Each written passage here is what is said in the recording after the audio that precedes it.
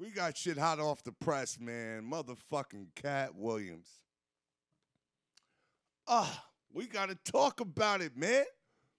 If we don't talk about it, niggas gonna act like, yo, you know what I'm saying? Like, Yeah. nah, man. I gotta say this. Katt Williams,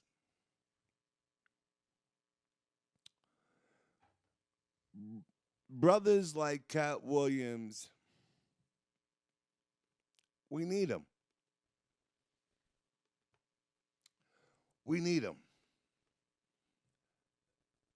What we're not gonna do is write him off or dismiss him in any way, form, or fashion because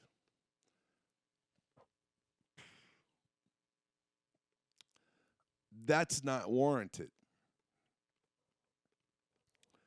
Now, Katt said a lot of shit, y'all. He said a lot of shit on that interview, man. And here's the thing. If you are a civilian, okay, and you're not of this comedy university of misfits, it's easy to get caught up in the illusion of the matrix, okay? Because it's when you mix the truth with lies, you become even more dangerous. And lying in any way, form or fashion, in any capacity, it taints the truth.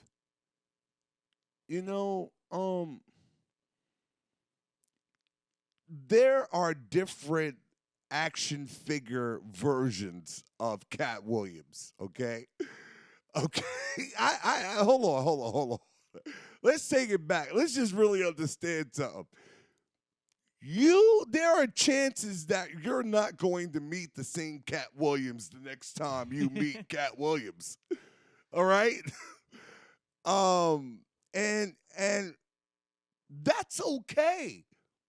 Because with me, you really don't know which gym you're gonna get that day. You don't know if you're gonna get fucking hood gym. You don't know if you're gonna get fucking white boy gym. You don't know if you're gonna get rock star gym. You don't know if you're gonna get hip stop. All of these gyms are action figure gyms. You don't know hopeless romantic gym, handsome nigga gym. These are all motherfucking action figure gym. Fruit bat gym, you know what I mean? These are all action figure gyms. Okay? So I understand a motherfucker like Katt Williams. All right? I get it. But to the public that isn't privy to what's really going on, y'all can get caught up in everything that Katt Williams was saying was the truth. Nah. A lot of that shit was facts. A lot of that shit was facts. And we're not gonna play these games. One of the things that made me really, really happy what the brother was doing was calling out joke thieves. Mm. I think joke thieves, they're a cancer to the community. And let me say something, man. You know what I'm saying? I stole a joke before, and a nigga, you know who caught me and said something to me about it? And ever since then, I never did it again. And I played it off like, nah, I just thought of it. Nah, I saw the shit one night on Comedy Central, and I went with the shit. And I did that shit 2 times on stage. And this nigga JP Justice rolled up on me and was like, yo, man, that joke with the Pillsbury Dough boy inside the microwave. Where'd you get that joke from? I was like, I just thought of it. It just came to my head. Nigga, I saw that shit on a mashup comedy joint where they was just showing a bunch of different comics, and that was a Tim Allen joke. I did it. But ever since then, when I knew that niggas could catch you doing this shit, and you don't even feel wholesome. You don't even feel wholesome when you're crushing on a set using other people's shit. You don't even feel like you did nothing. You know, you feel. I mean, if there's some bitches in there you trying to fuck it, and you use those jokes to win them over for the night, yeah, okay. Okay. But, nigga, it's like having a warrant. At some point, it's going to catch up with you. You know, I just think that joke thieves are bad. And they've always been bad. Like, niggas in New York, bro. There was a New York Kings of Comedy comic that was notorious for joke thieving. I've said the name before. There's no need to say it again. But at some point, you're going to have to swim on your own. And you're going to find out if you could swim or not. I was so happy he was calling out motherfucking these joke thieves. And let me say this, man. I hate the fact that it's always brothers and sisters tearing each other down. Okay, and the crazy shit is, you don't see these white boys doing this shit in Hollywood. You don't see Tobey Maguire talking shit about Freddie Prinze Jr. I don't even know. I was just throwing Freddie Prinze Jr. out there. Is that really somebody? That is somebody, yeah. Oh, okay, awesome, man. You know what I mean? You don't hear these white boys bashing each other. But we always doing it, man. A spectacle for the stage. But he has every right to do it. I was in a barbershop the other day, and soon as I walked into the barbershop, every barbershop got the motherfucking interview on. As soon as I walk in, my barber know I'm a comic. Everybody in the barbershop know I'm a comic. And I'm throwing in the motherfucking the skillet. I'm on the hot plate. And they're asking me how I feel about Katt Williams. I told him that, yo, Doc, what he had to say up there was very necessary, Doc. Like, it had to be said. And then I let niggas know, like, you know, they tried to downplay the brother. And that's a problem for me. You know what I'm saying? Despite whatever, don't downplay because one aspect you're trying to attack is fraudulent or they're suspect on the receipts or whatever the situation may be. But all the other truth, what we going to do? We going to act comfortably confused about that? Nah, fuck that. Fuck that. Turn the fucking street volume up to 10. I was 100% behind Katt Williams with that. I really was. But then he started talking out his ass. And a lot of niggas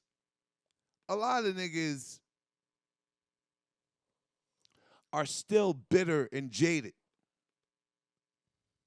Okay? And we gonna address some things, man. We gonna address some things about Katt, but I want to just recap, let y'all listen in on it if y'all didn't get a chance to really check it out, or but I want this to be a little bit more fresher so we can get into some things here, guys. All right, go ahead, G Money.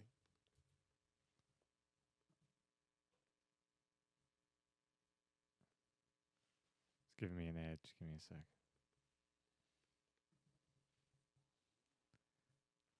Is this the first Shannon Sharp interview that's like really? I mean, obviously this was the first one that's blown up like this. This is crazy, but this is like probably put him in like the mainstream of like doing this right outside of sports.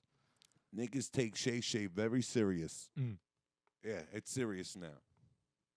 It's an official. I am. You said that about the first wife. You forget that? You told us it was her. Then you went and married somebody else that think like a man. Like, what are you talking about? They think they can rewrite history. That Guy Torrey did a beautiful special about the Comedy Store and Fat Tuesday, where he said that Steve and Cedric and Kevin Hart and Tiffany Haddish came through there and made...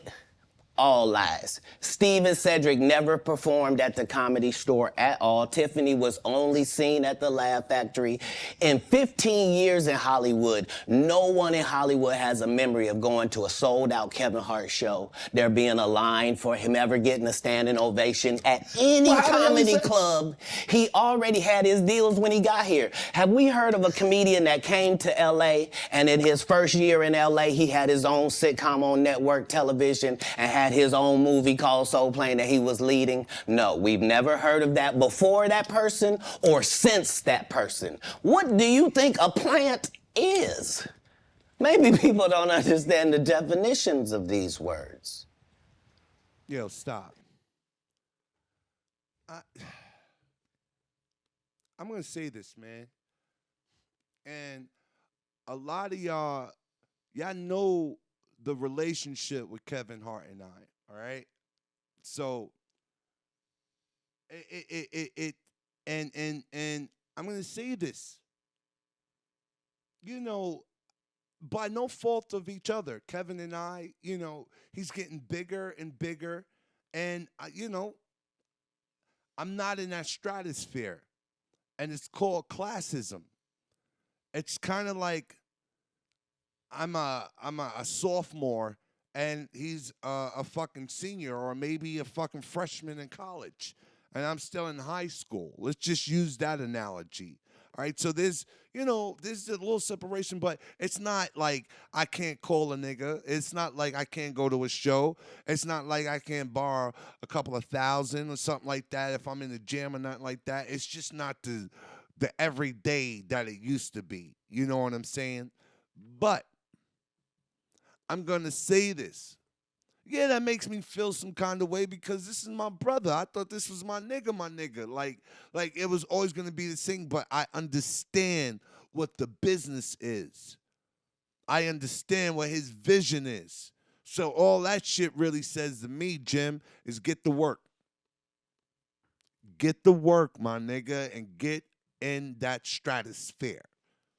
I don't even look at it in a weird way. I look at it as healthy inspiration and competition.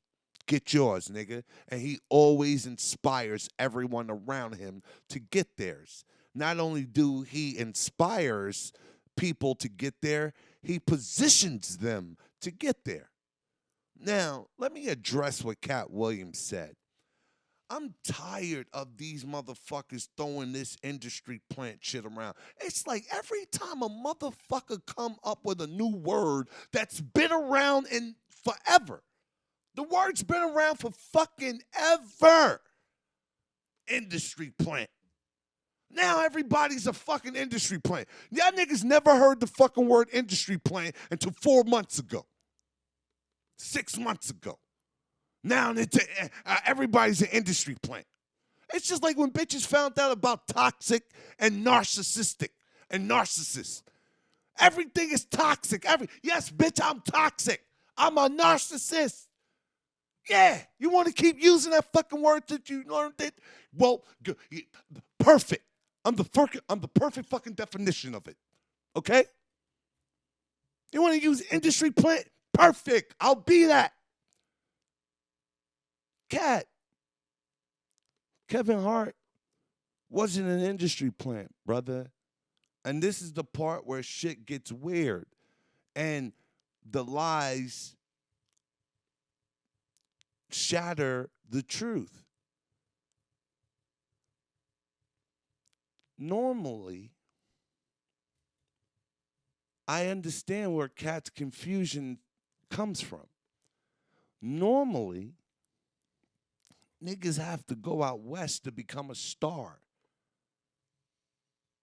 and then come back to New York as a star.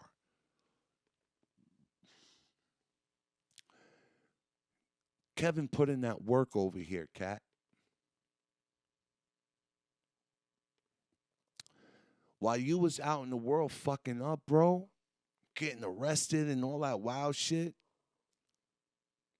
dope fiend out by little kids and all that wild shit, bro.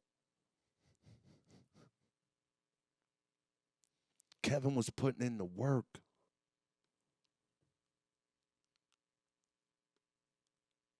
Yes, nigga. Before he got there, he made sure everything was laid the fuck out. I don't really know what your beef is with Kev.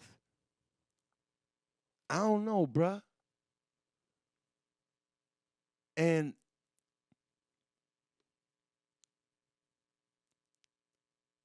I'm not gonna sit here. I'm not gonna make it seem like Kevin Hart's the funniest nigga in the fucking game. But what we're not gonna do is act like he's not funny. And what we're not gonna do is we're not gonna ignore his hustle, which lacks up for whatever else you feel that he is missing on that stage. It is the things that are done off the stage that keeps the motherfucking ship afloat, brother. But you trying to pump that shit to the world that Kevin Hart is an industry plant because you feel some kind of way about the kid, that's a negative, King. I'm riding with you on a lot of the shit you talking about on your interview with Shannon Sharp, brother. I really am, Katt. And I don't think you remember me, Katt. I don't think you remember me. I met you one time in my entire life, and you wasn't Katt Williams at the time. Your name was Cat in the Hat. I'm just saying to you, man, Kevin Hart is no fucking plant. He's no industry plant. What Kevin Hart was your replacement. I think that's what you were really trying to say, King. He was your replacement. You're disgusted with him because the white people decided to stop fucking with you and start fucking with him. So you felt some kind of way. And then you drag the queen, Tiffany Haddish, just because she connected to Kevin. Now, you know, I'm a little confused because I know you're a ladies' man. I don't give a fuck with niggas don't know. I'll tell you niggas, man. Katt Williams has those women and bitches. And they love him. And they love him. Okay? This nigga, when I first met him, he had 2 bitches on his arm. Maybe 2 women. I don't know. But he had 2 women on his arm. Man, I am just a little lost, Katt, that you would try to tear down another black female, bro. That's not sending no shots at you. That never talk about you unless you're talking about her. What did Tiffany Haddish do to you, brother? Why are you attacking another a fellow comic? But most importantly, why are you attacking a woman? And a black woman at that, King? Yo, Tiffany from the mud, nigga, just like us. She's from the mud. She's the hood girl next door, bro. She already gets enough hate from the black women. But you can ride with Taraji P. Henson, which I'm already riding with. Yes, we've been exposed to Oprah nasty ass, nigga. We've been on it. We know who she is over here at Fire in the Hole. But Katt, dog, if you could ride with Taraji, you could ride with Tiffany, because Tiffany been fighting for those same things as Taraji, and she's been very vocal about it. Why would you want to tear down a sister from the mud, man? That's trailblazing the way. It's like you try to take shots at real ones, man. Then you try to take shots at Faison. Like, bro, we should be champion Faison. We should be proud of him. I know one thing, Katt, we're proud of you. We're proud of you, King. Even during your downtime. Even during this downtime, my brother, we're still proud of you, man. But taking shots at the real ones to make you look good, and then you freestyling, you wilding, you 3,000 books last year. Where, bro? What books did you? Dr. Seuss books? It had to be like those many pages in these books, nigga, or else you was at libraries taking down libraries. That's what you was doing. You was going to the library and just opening up a book and just finishing the whole library. Get the fuck out of here, dude. I'm not saying you wasn't reading, but nigga, you wasn't reading no motherfucking 3,000 books. And that's a fact, Jack. Shit, you wild, Katt. You wild with a lot of the shit that you chose to motherfucking talk about up there. Never touched a drug, Katt. You never touched a drug in your motherfucking life. You can't be serious, man. Come on, bro. No Molly, no ecstasy. You notice I ain't even say the words, man. I didn't say crack. I didn't say motherfucking cocaine. I'm just saying you never fuck with nothing else. You sound wild, Katt. This is what I'm saying when you mixing the truth with the lies. You understand? A lot of the shit isn't 100. But you was calling those joke thiefing ass niggas out, bro. And that was necessary. Nigga, let me tell you something. I'm glad you talked about Steve Harvey. I never liked Steve Harvey, man. He was arrogant. He just really thought he was that nigga. But let me tell you something. Within all of his arrogance and all of his shit, I was proud that the brother was making waves. Mm. And he was another face to inspire. Despite all the whole ways. Despite all the bitch assness, man, to another kid somewhere is going to feel like, you know what? I can do it. Seeing this guy, I can do it. I can do it. I can do it. That's all I know. That's all I know. So, I used to be a nigga that I was like, you know what? Fuck the bullshit. Fuck the bullshit. I used to slam on everyone. But why? Why do that? It's not necessary. It's really not necessary. It's really not necessary. And that's what I decided. I'm going to champion niggas, man. Despite whatever they're doing, if they on some whole shit, I'm going to call them out on the whole shit too. What you're doing as far as Tiffany Haddish goes, Katt Williams, that's some whole nigga shit, bro. That's some weird nigga shit. I don't know niggas that go at bitches. I don't know niggas that go at women. But you going after royalty, bro. She broke the motherfucking boundary she's in. And she's a real one. Steve Harvey, though, dangerous. I knew this nigga was going to be dangerous when I saw a bit of his from way back in the motherfucking day.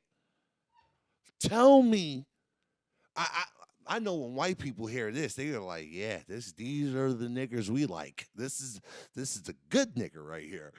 But tell me as a black person or a person of color, I think some white people about to cringe when they hear this nigga right here, bro. Tell me this nigga wasn't going to be who the fuck he is now.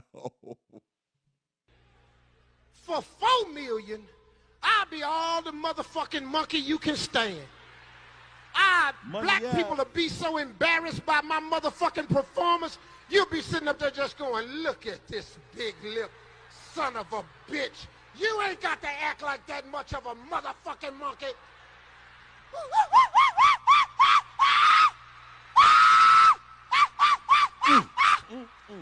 Be picking shit off me looking at it.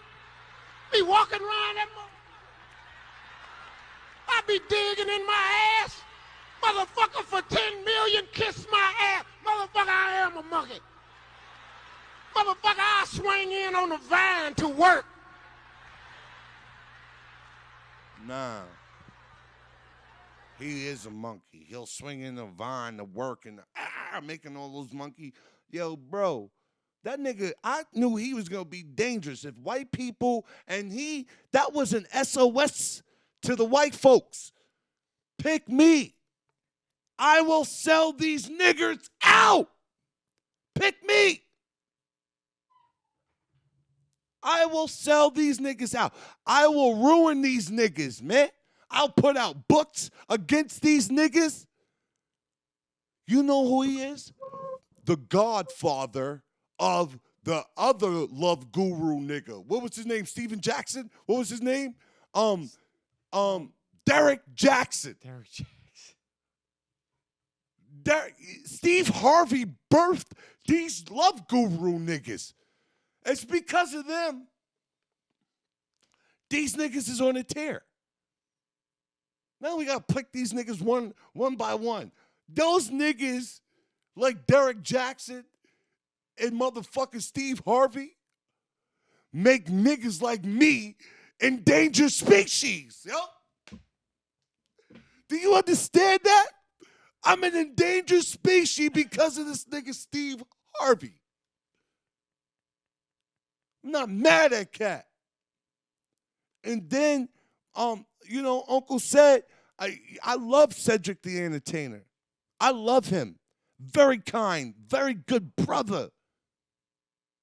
But, bro, I see the correlation. I see what Katt was talking about with the joke and the timeline and shit. But what y'all niggas don't know is that music shit came from JB Smooth, man.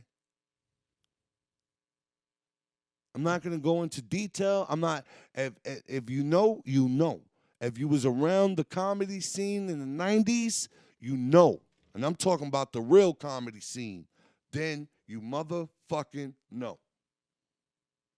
And that's just being a hundo. That's just being a hundo, man. What else Katt talking about, man? I want to get into him. This is where he mentions him as a kid and reading books. Speaks Creole and reads French. So I'm in charge of everything, from the housing to the cars to the gardener. Like I'm saying, so I'm not just reading, I'm reading in multiple languages. Like How old are you at I'm probably reading 3,000 books a year from the time that I'm 8 years old to the time that I'm 12. Is this nigga fucking, did y'all hear him? 3,000 books from the age of 8 years. What 8-year-old is disciplined? So you're in the fucking library all year long. You ain't reading no Lord of the Rings trilogy books. You ain't going through no motherfucking Hunger Games and fucking dude, stop. Did you read Dune? Yo, dog, you ever see the Dune book? Soft cover? No. Soft nigga. That's the Dune book is like this, bro. It's like yo, my nigga, just looking at the book makes you drowsy, nigga. You pick that book up and you get drowsy, nigga, instantly. It's like kryptonite. Stop playing with us, Katt. I know right now, Katt, you need to be heard. You need to be seen. I know it's been quiet. But that nigga, that comes with the integrity of protecting the virgin hold. You know what I'm talking about. Nigga, look at me. All right, look what. I gotta make my own way, bro. I gotta make my own way. I got some of the streets with me, and I got some of the suburban motherfuckers rocking with me. So now I'm just gotta bring that audience together, nigga. I'll figure this shit out. I'm not tripping off of nothing. What's for me is what's for me. Katt Williams, man. He's not crazy, y'all. But nah, that nigga crazy, y'all. But that nigga crazy, though.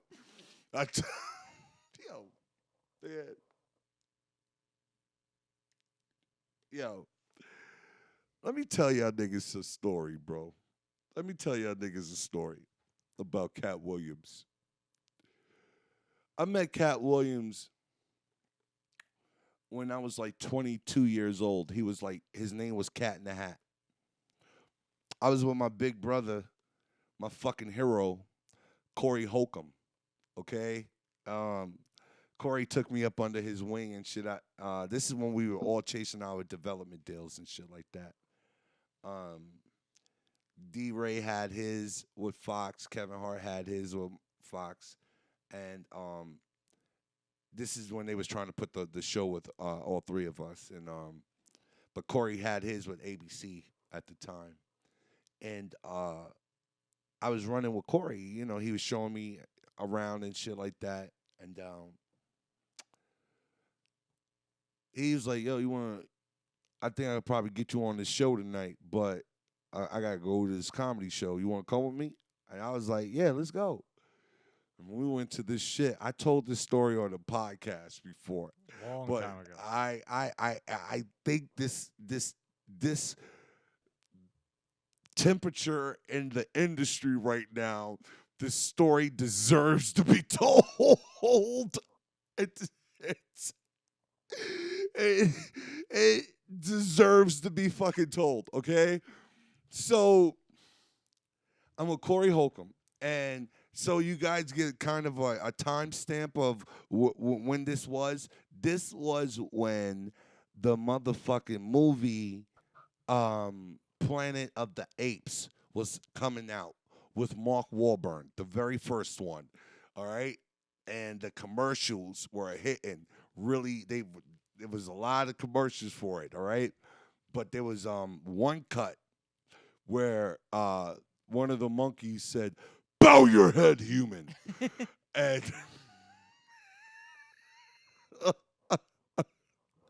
this nigga Corey Holcomb, a lady was walking outside of the comedy spot inside the Hollywood Park Casino, okay? And I noticed the two ladies because one of them had a fat butt. It was like a pear butt. I love the pear. You ever see a butt that got the pear? That's when they kind of like the wings on the side. That's why the ass so fat. Yeah, I like that. So I was looking at that, but I looked at both their faces. And when I was looking at one of their faces, this nigga Corey Holcomb said, "Bow your head, human." He didn't have to say nothing else. He had to. I knew who the fuck he was talking to, and I know who he was talking about. And I instantly fell the fuck out. When I say I fell the fuck out, I'm on the carpet floor inside the Hollywood Park Casino. Okay. This guy walks up with a perm, with his hair perm to the back, with two ladies on his arm, walking up ever so elegantly, and then he utters these words to Corey, like, yo, Corey, what I tell you about bringing these buffoon-ass niggas around my shit, man? Come on, man. Like, this is unnecessary.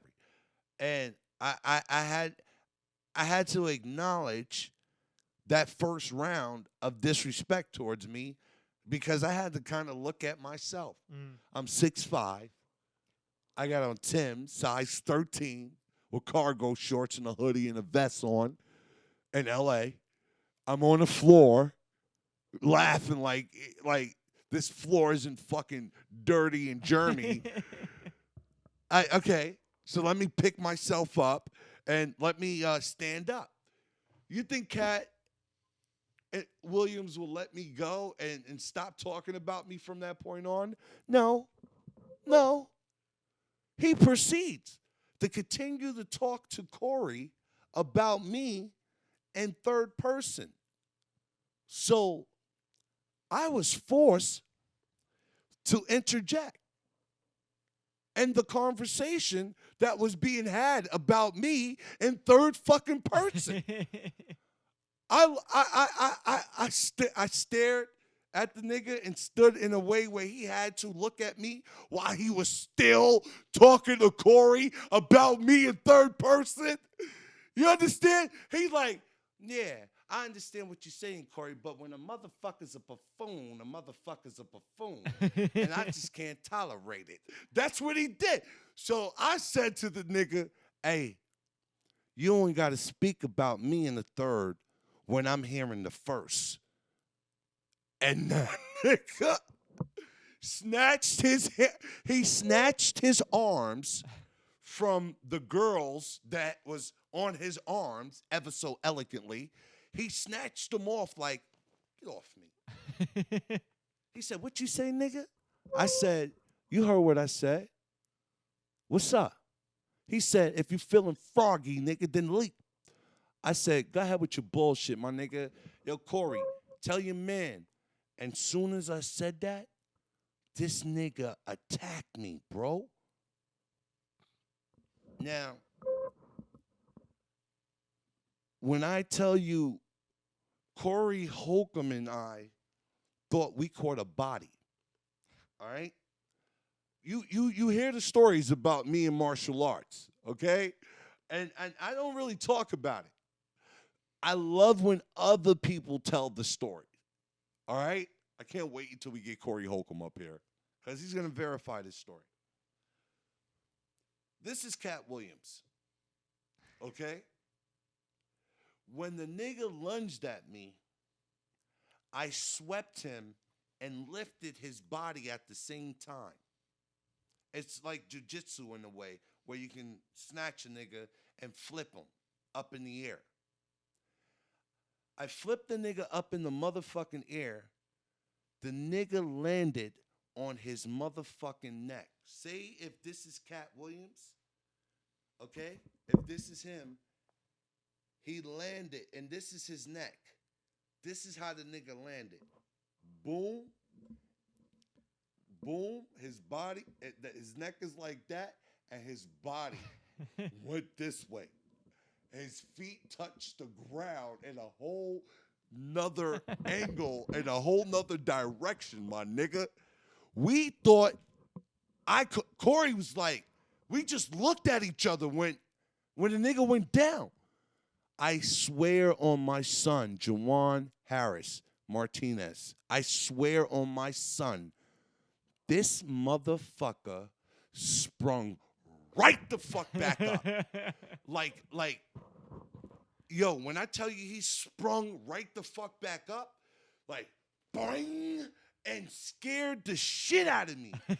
I grabbed him, and my foot got wrapped up, and his leg, not my foot, the back of my knee, that part got wrapped up in the back of in his leg, and when I took him down, I sprung my knee. Okay?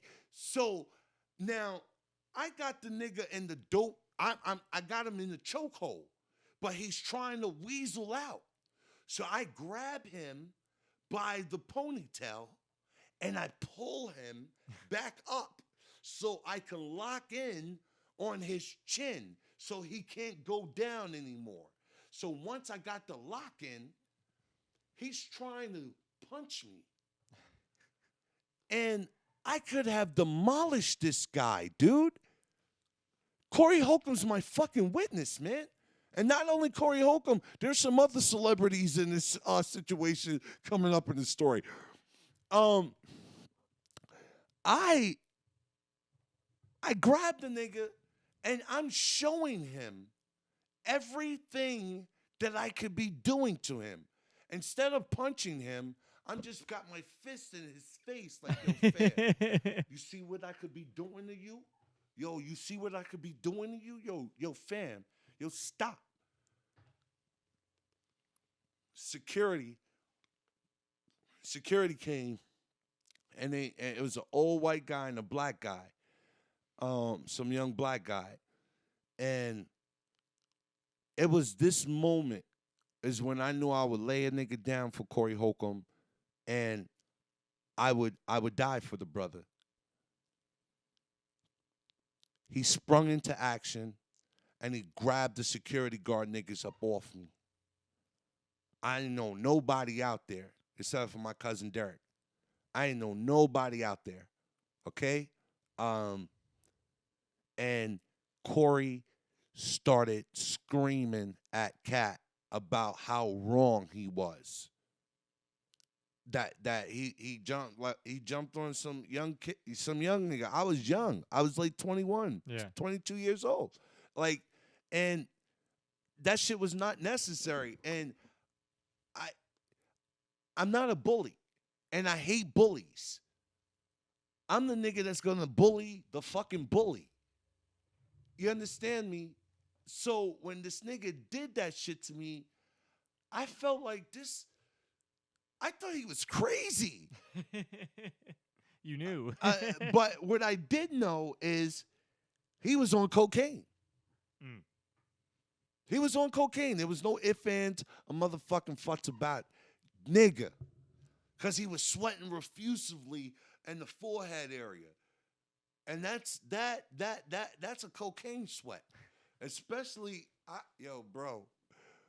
Bro, you ever hang out with somebody on cocaine and you didn't know they was on cocaine until later on? It's too realize, late. And then once you realize, like, oh, it's shit. too late. You're already caught up in this warp speed life, this world.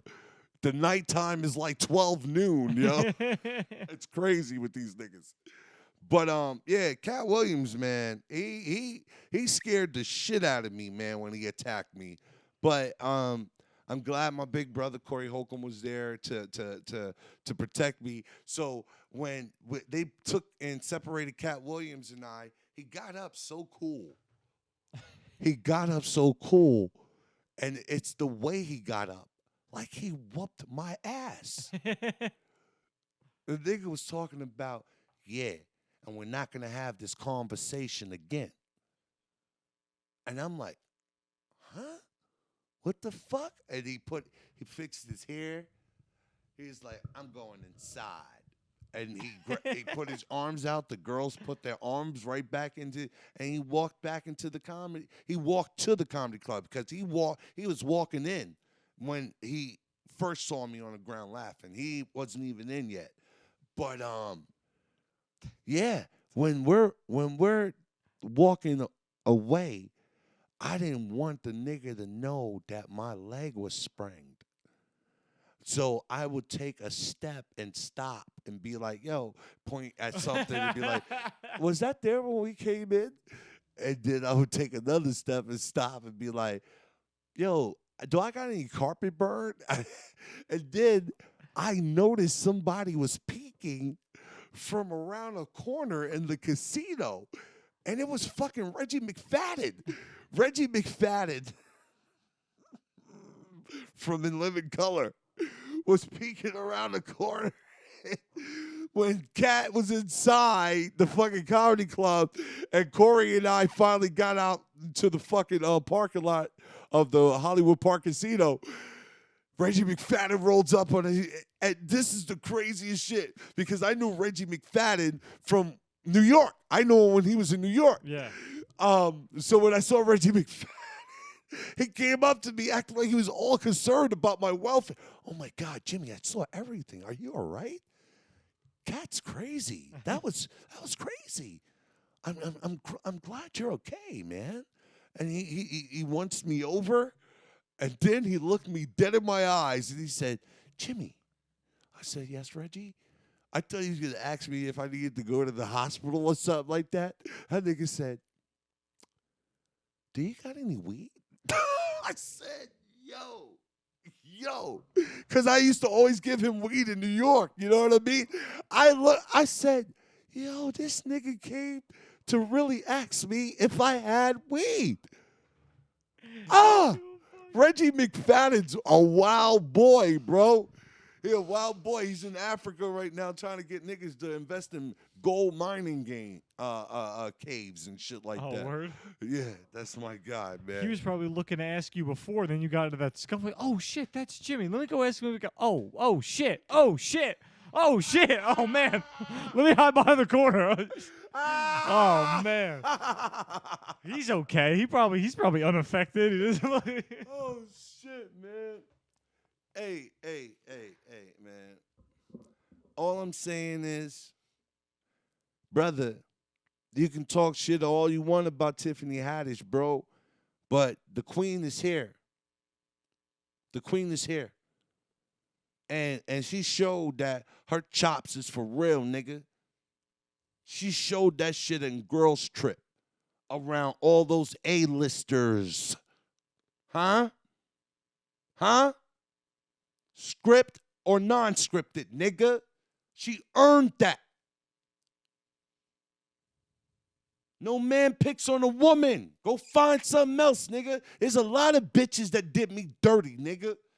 That I used to throw shots at. Then I realized, man, fuck those bitches, man. I'm gonna go get mine. Those bitches is in the rearview mirror, man. Come on, Katt. You better than that, man. Stop picking on black women, bro. Stop picking on women. Leave our queens alone, my G.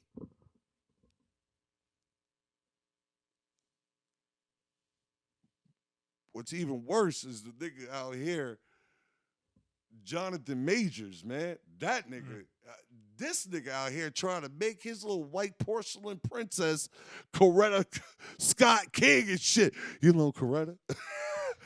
I know, I understand why they found him guilty.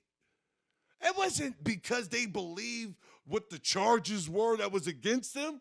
Nah, they found that nigga guilty for making that little poor porcelain white princess go through the trauma of trying to understand what it's like to be a black woman like a Coretta Scott King.